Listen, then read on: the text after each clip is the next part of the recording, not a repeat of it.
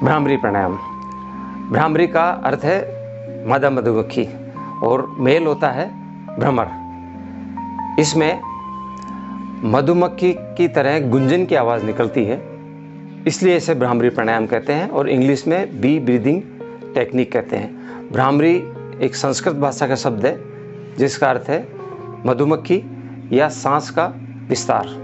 महर्षि गहरन कहते हैं, भ्रामरी संसिद्धि समाधि सिद्धि मापनुयात, अर्थात भ्रामरी कुंभक के सिद्ध हो जाने पर समाधि की सिद्धि हो जाती है।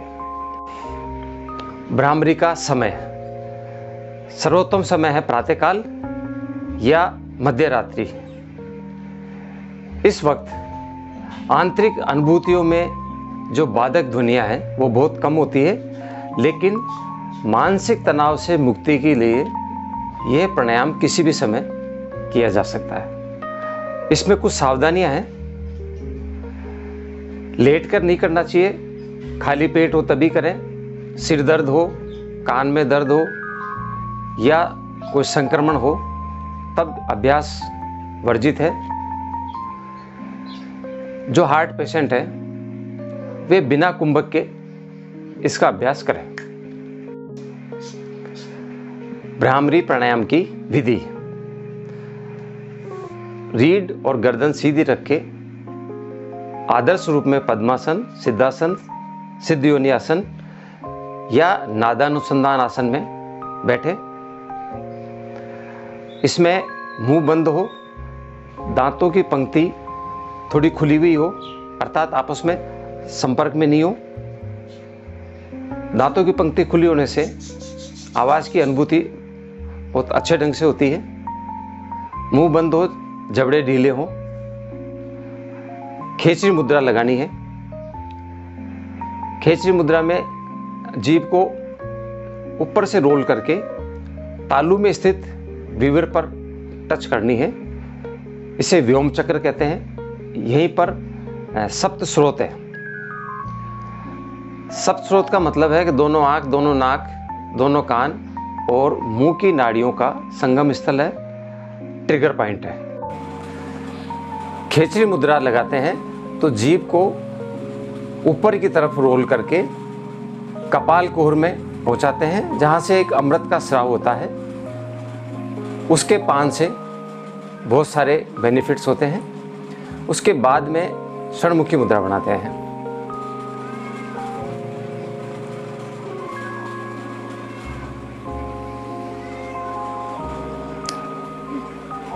तर्जनी अंगुली है, इसको आईब्रोज के ऊपर, मध्यमा को नाक पर, अनामिका को ऊपर के ओठ पे, लिटिल फिंगर को नीचे के ओठ पे।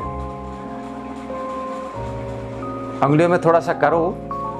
अगर ये सीधी होती है तो आंख पे अनावश्यक दबाव पड़ता है। और अंगूठे से कान की उपास्थि है, कार्टिलेज, छोटा कान भी कहते हैं, इसको बंद करना है ताकि बाहर का साउंड बंद हो जाए।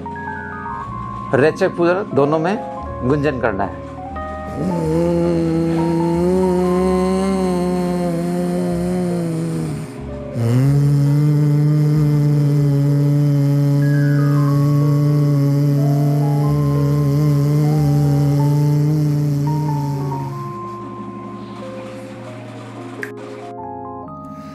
यदि कोई मुझसे यह पूछता है कि भ्रामरी प्राणायाम की क्या आवश्यकता है, षणमुखी मुद्रा और ध्वनि के उच्चारण का इससे क्या संबंध है, इस प्राणायाम से क्या क्या लाभ मिलते हैं, तथा क्या भ्रामरी प्राणायाम नाइट्रिक ऑक्साइड का उत्पादन करता है और नाइट्रिक ऑक्साइड क्या है, ये क्यों हमारे स्वास्थ्य के लिए लाभदायक है, तो मेरा जवाब है कि प्रत्येक व्यक्ति को जो स्वस्थ रहने की कामना करता है यह प्राणायाम अवश्य करना चाहिए। यह न केवल अनिद्रा, चिंता, अवसाद और क्रोध का निवारण करता है, बल्कि रक्तचाप घटाकर प्रमस्तिष्कीय तनाव दूर कर शरीर के ऊतकों को भी स्वस्थ करता है। यह मन के संतुलन और सजगता को अंतर्मुखी बनाने की एक सटीक पद्धति है। इससे आत्मिक संवेदनशीलता जागृत होने के साथ ही आवाज में सुधार भी होता है। यह कोरोना जैसे वायरस से निजात दिलाने में भी सहायक है। बॉडी में नाइट्रिक ऑक्साइड का उत्पादन करती है। इसे षणमुखी मुद्रा में इसलिए कराया जाता है कि इस मुद्रा में 7 द्वार बंद होते हैं।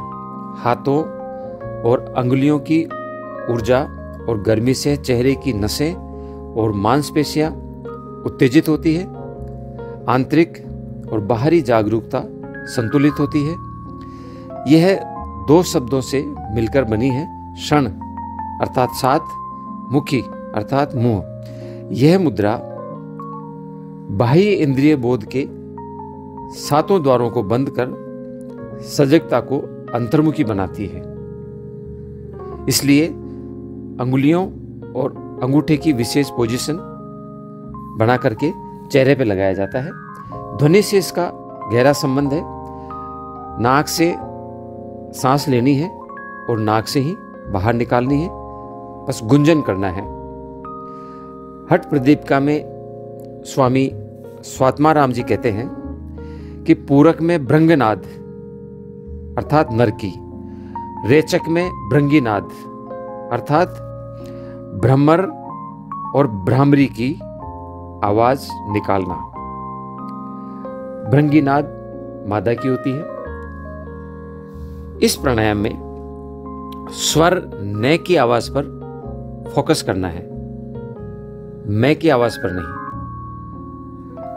क्योंकि जब स्वर न पर फोकस करते हैं तो गुंजन थोड़ा ऊपर और ज्यादा परफेक्ट अवस्था में होता है, और मैं का जब हम उच्चारण करते हैं तो थोड़ा नीचे होता है। इस प्राणायाम में पूरे रेचक में गुंजन की आवाज निकलनी चाहिए। यह नियंत्रित हो, स्थिर हो, सम, गहरी और अखंड हो, कोमल और मृदु हो। ध्वनि तरंगों की अनुभूति मस्तिष्क में होना आवश्यक है। अब इसके लाभ की चर्चा कर लेते हैं। यह भ्रामरी का गुंजन 15% से लेके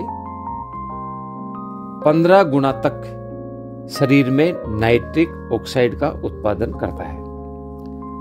इसकी विस्तृत चर्चा आगे करेंगे।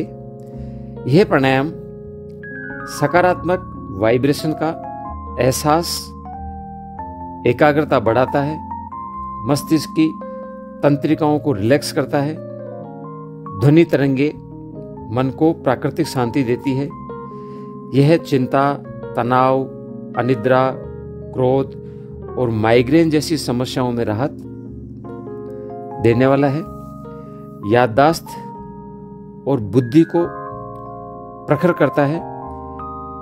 Pineal gland active, nervous system शांत, प्रत्याहार की ओर ले जाने वाला, दिमाग के वाइट और ग्रे मैटर को एक्टिव करता है।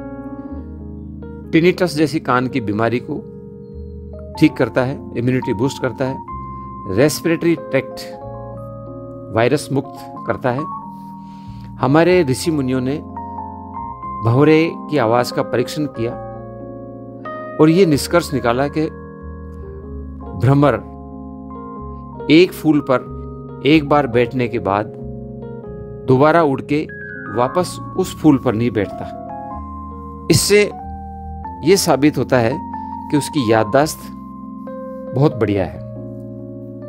अब हम बात करते हैं नाइट्रिक ऑक्साइड की।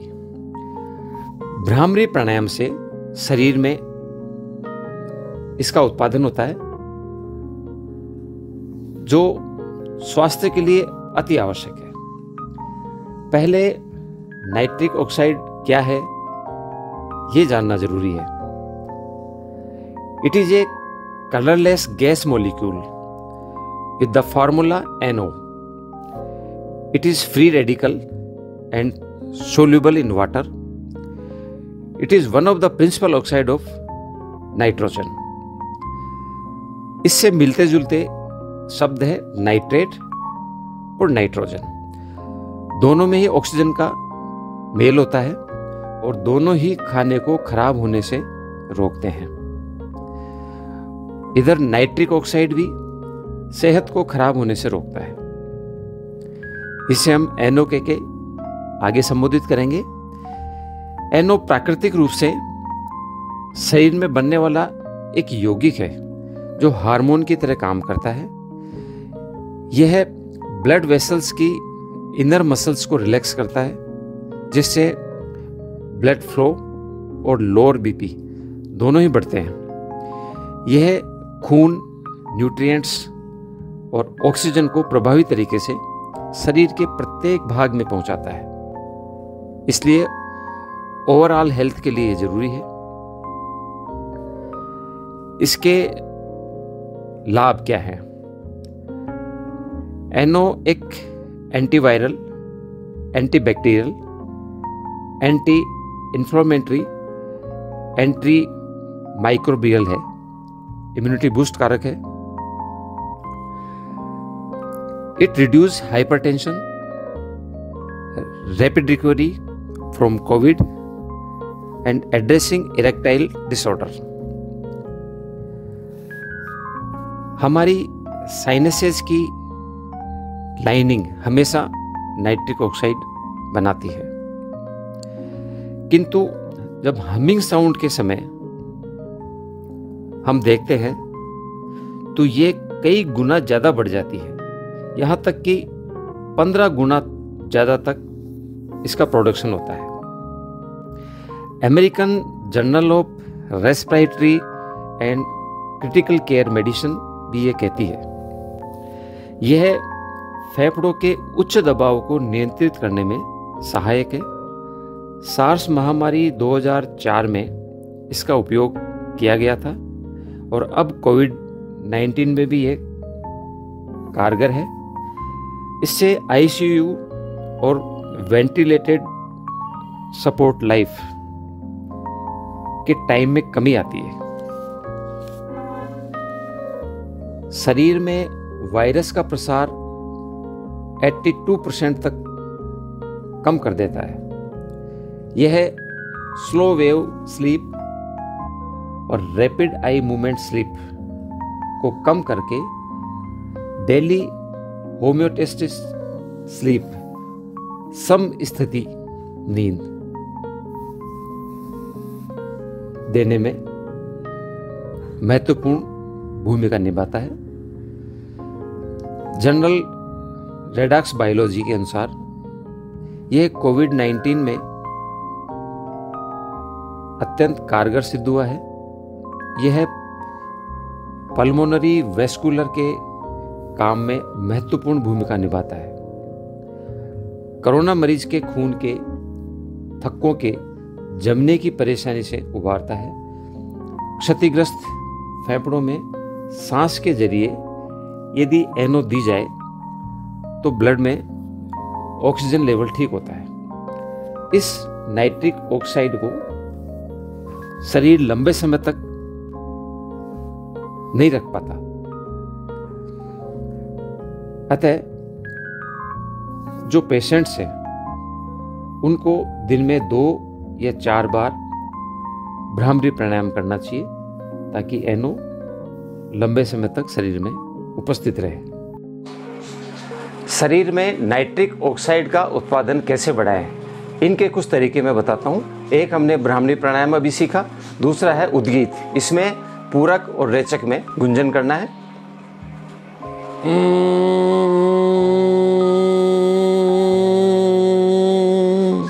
ये पूरक हुआ।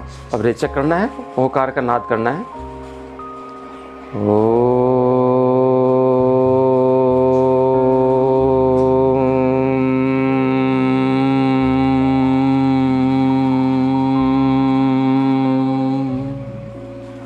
तीसरा है कोई गाना गुनगुनाए, जैसे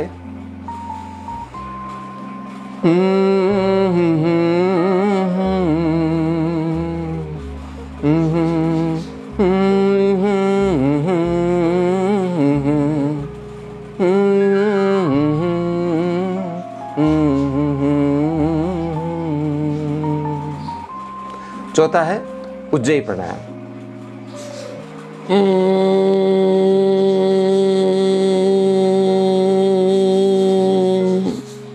ये पूरक हुआ, होल्ड किया, लेफ्ट नोस्ट्रल से एक्सेल किया। एक्सेल में साउंड नहीं होगा। पांचवा है diet, nuts, seeds, beets, garlic, meat, dark chocolate, green vegetable, करी पत्ता, अनार, सिट्रस फल, इनसे हमें नाइट्रिक ऑक्साइड मिलता है। अगर ये सब नहीं करते हैं तो फिर हमें हर्बल न्यूट्रिशन पे जाना पड़ेगा, और वो भी आप नहीं लेते हैं तो फिर एलोपैथी की मेडिसिन, नेजल स्प्रे लेना है। अगर ये सब अवॉइड करते हैं तो फिर हमें बहुत सारी तकलीफ़ें झेलने के लिए तैयार रहना होगा। यूएनओली मधुमक्खी के महत्व को जाना है, इसलिए 20 मई को वर्ल्ड बी डे घोषित किया है।